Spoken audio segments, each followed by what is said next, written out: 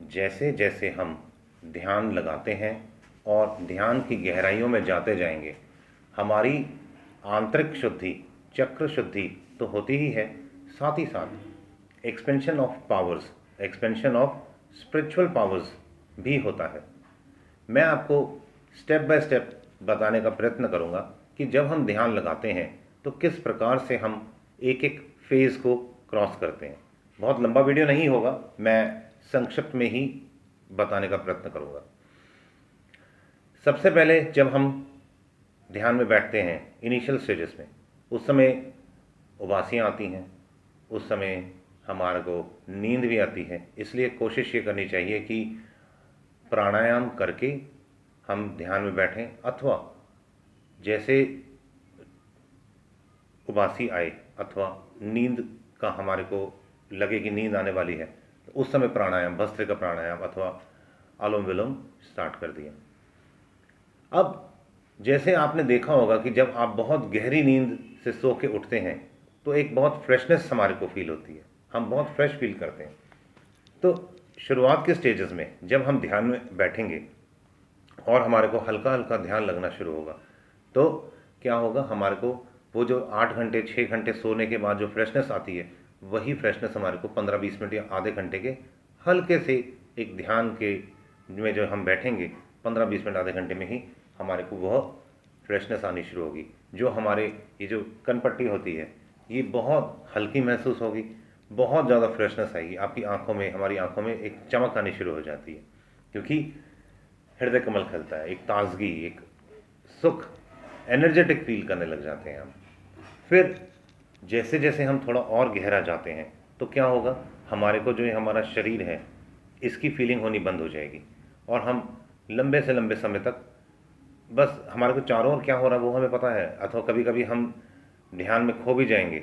और पर होगा क्या, जब हम ध्यान से बाहर आएंगे तो ऐसा लगेगा जैसे, मतलब आपको ये पता नहीं लगेगा कि ये दोपहर है कि रात है। जैसे बहुत बारी, कई बारी हमारे को बहुत गहरी नींद के बाद भी ऐसा फील होता है, तो आपने यही चीज़ हमारे को ध्यान के बाद भी आएगी। हम आधा घंटा बैठे होंगे ध्यान में, पर हमारे को जब हम ध्यान से उठेंगे तो हमारे को लगेगा कि हम शायद अभी 2-4-5 मिनट ही बैठे थे। अथवा इसी तरह से समय जब बढ़ता जाएगा, आप 1-1 घंटा 2-2 घंटा ध्यान में बैठेंगे, 3-3 घंटा ध्यान में बैठेंगे, और जब ध्यान से हटेंगे तो आपको पता ही नहीं होगा, आपको लगेगा शायद अभी 10-15 मिनट हुए होंगे, पर वैसे 2 से 3 घंटा टाइम बीत चुका होता है। तो ये सेकंड स्टेजेस में ये हमारे को फीलिंग आनी शुरू हो जाती है, और इसी दौरान हमारा चक्र शुद्धि, हमारे जितने भी संचित कर्म है वह सब स्वाहा होने शुरू हो जाते हैं। इसके बाद जो एक बहुत ही महत्वपूर्ण स्टेज आती है जिसे हम कॉस्मिक स्टेट ऑफ मेडिटेशन कहते हैं, अथवा हिंदी में कहते हैं तुरीय अवस्था। जैसे ही हम तुरीय अवस्था में जब पहुंचते हैं, फिर हमारा संकल्प शक्ति, इच्छा शक्ति बहुत प्रबल हो जाती है। हम जो सोचेंगे, हम जो चाहेंगे, प्रकृति की कृपा से वह हमारे को मिलनी शुरू हो जाएगी। हम कहीं पर भी जाएंगे, आप कहीं पर भी जाओ, और आप तुरीय अवस्था में आपकी ध्यान की स्थिति यदि पहुंच चुकी है, तो हर व्यक्ति आपकी मदद करने के लिए, आपकी तारीफ करने के लिए, आपकी आहोभगत करने के लिए, आपकी सेवा करने के लिए तत्पर रहेंगे। बहुत ही पुण्यदायी होना शुरू हो चुके होते हैं उस समय।